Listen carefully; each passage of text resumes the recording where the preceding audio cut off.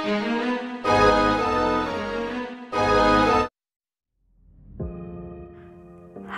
selamat pagi.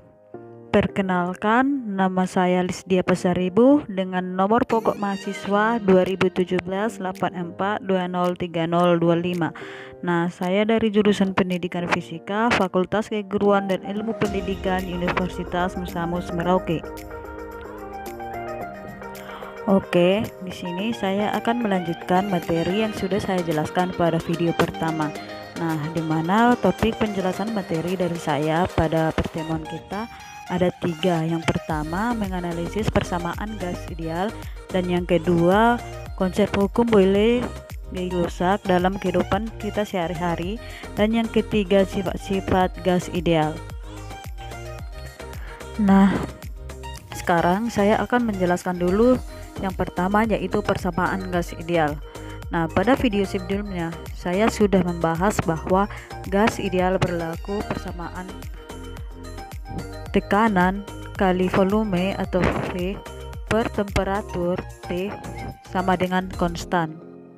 Nah, nilai P per T ini sama dengan jumlah molekul gas pada ruangan tersebut, sehingga tekanan kali volume per temperatur sama dengan N kali R, atau biasa ditulis dalam bentuk PV sama dengan nRT, di mana P sama dengan tekanan Pascal, V sama dengan volume meter kubik, N sama dengan jumlah mol gas, dan R sama dengan tetapan gas ideal dengan nilai R adalah 8,31 Joule per mol kali Kelvin, dan T sama dengan temperatur Kelvin. Nah, menurut prinsip Avogadro, dalam 1 mol gas mengandung jumlah molekul yang sama, yaitu jumlah partikel N dibagi bilangan Avogadro Na yang bernilai 6,02 kali 10 pangkat 23 mol per gas. Nah, demikian persamaan gas ideal ini bisa juga menjadi P kali V sama dengan N per Na kali R kali T. Nah, atau PV sama dengan N kali R per Na kali T. Nah, karena nilai R per Na adalah konstan, biasanya ini dinyatakan dengan konstanta Boltzmann atau K yang nilainya 1,38 kali 10 pangkat minus 23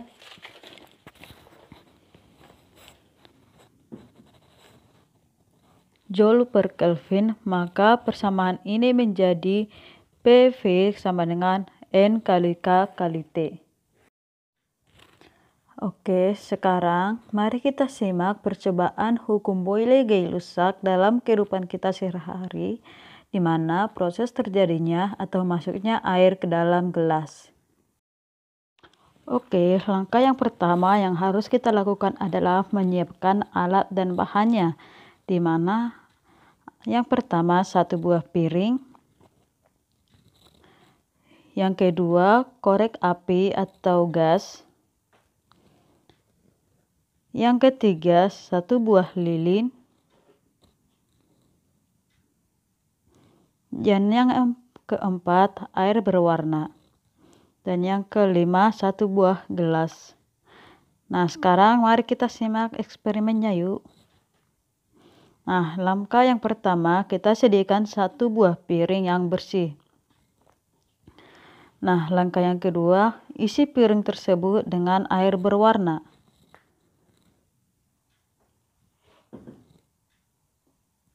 Selanjutnya, letakkan lilin di tengah air berwarna yang sudah kita sediakan. Dan selanjutnya, nyalakan lilin.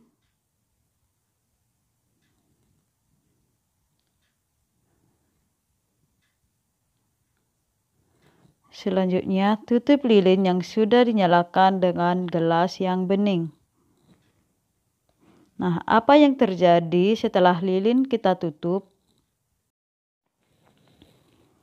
Nah, pada saat lilin yang menyala, kita tutupi dengan gelas yang bening. Nah, api akan mati dan air yang di luar gelas akan masuk ke dalam gelas.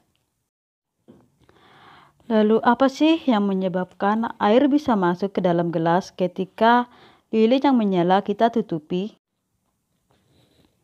Nah, jika lilin yang menyala kita tutupi dengan gelas, maka semakin lama api akan semakin redup hingga akhirnya api akan padam. Nah, karena jumlah mol N, gas oksigen O2 di dalam gelas akan semakin berkurang. Nah, sedangkan pada proses pembakaran memerlukan oksigen. Sesuai dengan persamaan gas ideal, yaitu PV sama dengan N dikali R dikali T, di mana jumlah mol gas berbanding lurus dengan tekanan gas, sehingga saat jumlah mol oksigen O2 berkurang di dalam botol atau gelas, maka tekanan P di dalam gelas juga semakin berkurang. Hal tersebutlah yang menyebabkan tekanan udara di luar lebih besar dari dalam gelas, atau P luar sama dengan P dalam. Maka hal tersebut mengakibatkan air yang ada di dalam piring tersebut masuk ke dalam gelas, dan air di dalam gelas cenderung naik melebihi tinggi daripada air yang ada di luar gelas. Nah, kesimpulan dari percobaan yang sudah saya tampilkan pada video sebelum, pada proses pembakaran diperlukan oksigen yang cukup dan udara bergerak dari daerah yang bertekanan udara tinggi ke daerah yang bertekanan udara yang rendah. Oke, pada video pertama saya sudah menjelaskan arti dari gas yang disebut dengan gas ideal. Kenapa? Karena kita akan mempelajari bagaimana kita menjelaskan sifat-sifat gas menggunakan hukum Newton terhadap gerakan partikel gas. Gas di sekitar kita dalam bentuk partikel itu bergerak, bertumbukan dengan kulit kita. Bergerak dengan secara acak, dan itu kita pelajari secara sederhana menggunakan hukum Newton. Tetapi kita harus memakai asumsi bahwa gas yang kita analisis adalah gas yang ideal. Nah, apa ciri-ciri dari gas ideal? Kita bisa lihat gambarnya kira-kira seperti ini. Nah, bulatan-bulatan kecil yang ada pada tabung atau kubus ini merupakan partikel-partikel gas. Nah, mereka bergerak secara acak. Nah, di sini jadi kita lihat sifat-sifat gas. Yang pertama adalah gas terdiri dari molekul-molekul yang sangat banyak. Nah, dan jarak pisah antar molekul jauh lebih besar daripada ukurannya. Kita tahu perbedaan antara molekul gas, cair, dan padat itu dibedakan dari jarak antar partikelnya. Kalau padat itu jaraknya yang sangat dekat. Nah, sifat yang kedua dari gas ideal adalah molekul-molekul memenuhi hukum gerak Newton yang sudah kita pelajari, yaitu hukum Newton 1, 2, dan 3. Semuanya dipenuhi oleh gerakan molekul yang ada. Tetapi secara keseluruhan mereka bergerak lurus secara acak dengan kecepatan tetap. Jadi kecepatan mereka itu tetap dan mereka bergerak secara lurus, tetapi bergeraknya itu acak. Ada yang ke kiri, bawah, kanan, dan bebas. Ini disebut gerakan Brown.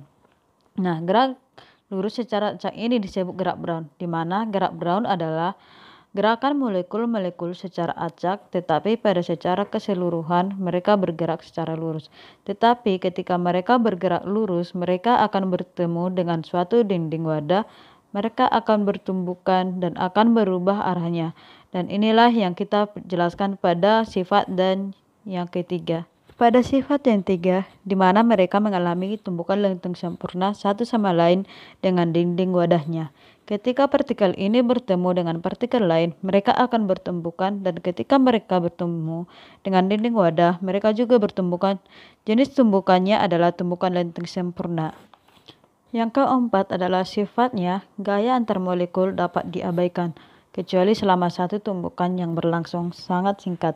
Jadi kita sudah belajar bahwa terdapat gaya-gaya antar molekul, mereka saling tarik-menarik, tetapi kita abaikan gaya-gaya antar molekul tersebut.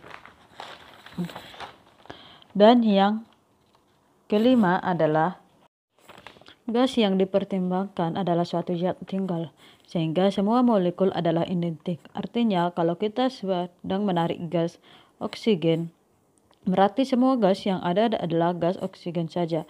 Atau kita menarik gas nitrogen, berarti semuanya nitrogennya. Tidak ada gas oksigen dan gas lain. Kita anggap semua molekul identik sama. Berbeda dengan di alam, kalau itu campuran dari banyak sekali jenis-jenis yang ada di alam.